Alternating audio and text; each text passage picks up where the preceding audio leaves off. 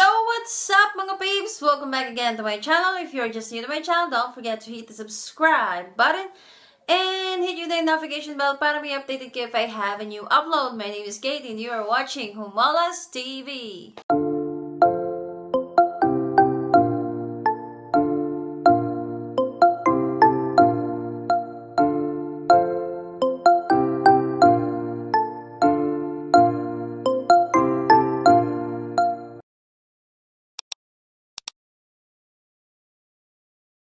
So, before I start my vlog, shout ko lang muna si Riz Ijanel, Jennifer Martin, and Maricel Manliklik. Shout out sa inyong tatlo. Shout out sa inyong tatlo ng megang shout out at bonggang shout out.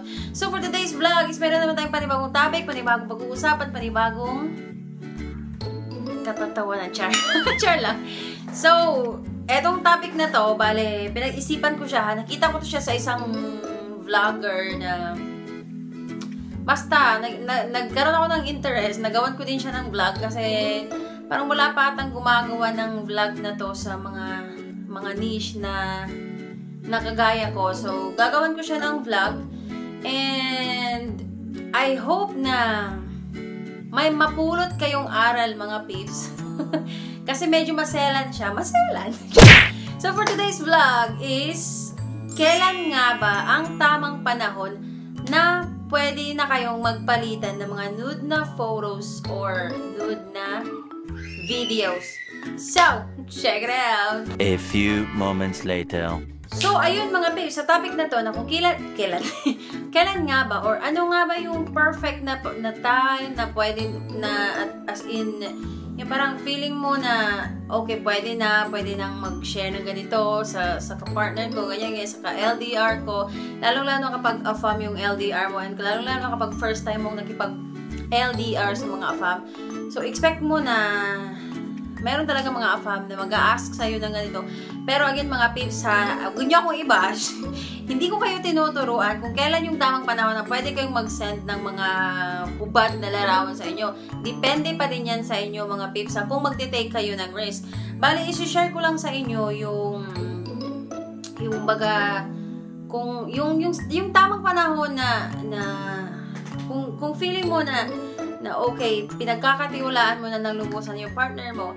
So, ayun, let's start na. Let's start. So, number 1 is feeling secure ka na sa kanya. Anong ibig sabihin ng feeling secure ka na sa kanya? Yung feel mo na, for example, kapag nag-send ka na sa kanya ng ganitong klaseng picture, ganitong klaseng video, dapat mga peeps warning talaga. Bali, 10 siya na tips kung kailan nga bang tamang panahon. So, need nyo siyang panoorin kasi baka mamaya sisihin nyo ako na nag-send ka ng nag-send ka ng mga naked na picture or naked na video sa ka-LDR mo and then sisihin mo ako na tinuruan kita. Hello, may sarili ka ding isip ha. Dapat isipin mo din bago mo ito gawin. So, sa number 1, yung feeling secure ka na sa kanya, yung nag-meet na kayong dalawa, ganyan, or at least yung basta medyo matagal-tagal na din yung LDR yung dalawa. So, let's proceed na sa number 2. So, number 2 is 8 months or a year na yung relationship yung dalawa. Pero be careful pa rin kayo. Kahit gaano na kayo katagal ng ka-LDR mo, lalong-lalo sa mga AFAM or sa Pinoy, be careful pa din. Kasi nga, sinasabi natin ni Rafi Tulfo na never kayong magbigay or never kayong mag-send ng mga hubad na larawan or mga hubad na video dun sa mga ka-LDR nyo. Kasi balang araw, pwede niya itong gamitin para i-frame up ka or para lang i-blackmail ka. So, mga peeps ha, you should kuan. Nawala tuloy ako. Basta be careful lang talaga mga peeps kung gagawin nyo yung bagay na to. So, doon na tayo sa number 3. So, number 3 is yung feeling mo na may patutunguhan na talaga yung relasyon yung dalawa. Ibig sabihin, nag-meet na kayo ng AFAM mo or nag-meet na kayo ng ka-LDR mo, kahit Pinoy ba yan or kahit AFAM ba yan, nag-meet na kayong dalawa mga peeps ha. And feeling mo na may patutunguhan na yung relasyon yung dalawa, yung as in, yung sure na talaga na magsasama na kayong dalawa, and yun. Pero take note din ha, huwag din medyo dalasan yung pagsisend ng ganito. Kung feeling mo na, yung, for example, lalong na kapag nag-aaway kayo ng ka-LDR mo, and then, kung feeling mo na gusto mong i-save yung LDR yung dalawa, so, yun, magsisend ka ng ganito. Be careful pa rin, mga peeps, ha? So, doon na tayo sa number 4. Sa number 4 is consistency. Consistency is meaning, sa first na pag-uusap yung dalawa, hanggang sa yung malapit na yung date. Malapit na yung date na kung saan magkikita kayong dalawa. Malapit. Basta consistency yung everyday. Hindi naman kailangan na every hour kayong mag-chat. At least every single day. At least merong gano'n na consistent yung communication niya dalawa. Hindi yung Monday chat ka niya, tapos so next Monday ka na naman niya i-chat. Sa mga ganyan, wag pa rin kayong magtiwala, mga peeps. So let's proceed na sa ang kati ng ilong ko. Number 5. Sa number 5 is my label. As in, my label na yung relasyon yung dalawa. Yung, di ba nga sa number 2 is 8 or a year na kayong magka-chat dalawa, and then my label na talaga yung relationship nyo, yung gano'n yung pag-uusapan na yung future ng dalawa, and yung ano din, yung nag-e-invest na yung AFAM sa'yo. So, sure na yan, na aasawahin ka na niya. Pero, mag-ingat din ha, mga peeps. Pwede lang siya talaga kapag secure na yung nararamdaman mo. Kung feeling mo na pinagkakatiwalaan mo talaga ng lubusan yung ka-LDR mo. So, pwede naman na wala yung mukha mo. Pero hindi ko kayo hinihikayat, mga peeps, na kailangan yung mag-send ng ganito. Depende pa din yan sa inyo. So, doon na tayo sa number 6. Sa number 6 is, ito nangyayari din siya minsan na yung after magpadala na ng pera ng AFAM, kasi na-experience ko to dati na after niya nagpadala ng pera is humingi siya ng hubad ng larawan ko and hubad na video, and then kailangan daw magganon kami sa front ng camera, pero hindi ako pumayag. Hindi ko hiningi sa kanya yung pera, kusang loob niyang binigay yon, and then after nun gusto na niyang magkantunan.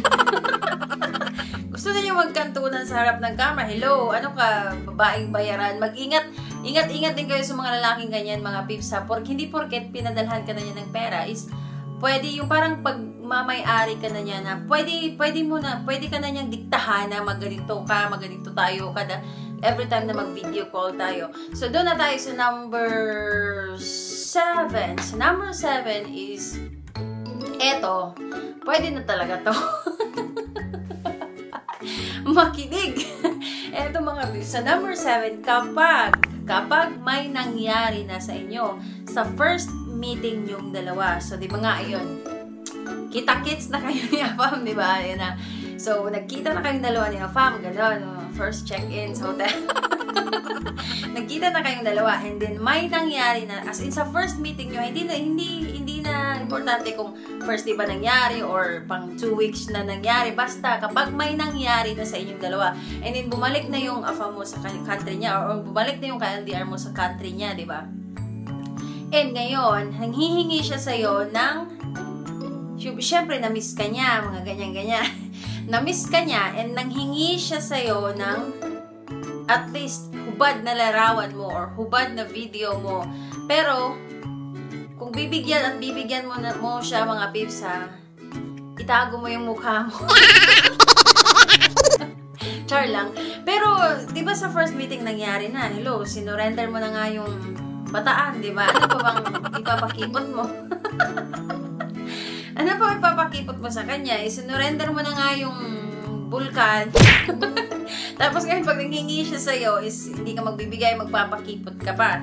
So, feel mo naman na yung, ano na yun ha, yung first meeting nyo na, as in, pinaprocess nyo ng dalawa, yung papers nyo ng dalawa para makapunta ka doon. So, doon na tayo sa number 8. Sa number 8, Kapag kilala mo na talaga siya ng lubusan, kilala mo na siya na halos mga 90%, as in, kilala mo na talaga yung AFAM mo. And ito din yung AFAM na nakita mo na siya talaga in real life na talaga mga pips.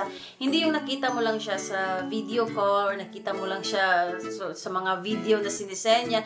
As in, yung nakita mo na talaga siya sa totohanan, na hawakan mo na siya, na halikan mo na siya, na basta yun na yun mga pips. Basta kung feel mo na okay, kilala mo na siya ng lubusan, and yun na nga, nung may nangyari na ganyan-ganyan sa inyong dalawa, and pero hindi din pwede na every video call nyo is kailangan nyong gawin to, or kailangan mong mag-send sa kanya para lang hindi siya magalit, ganyan.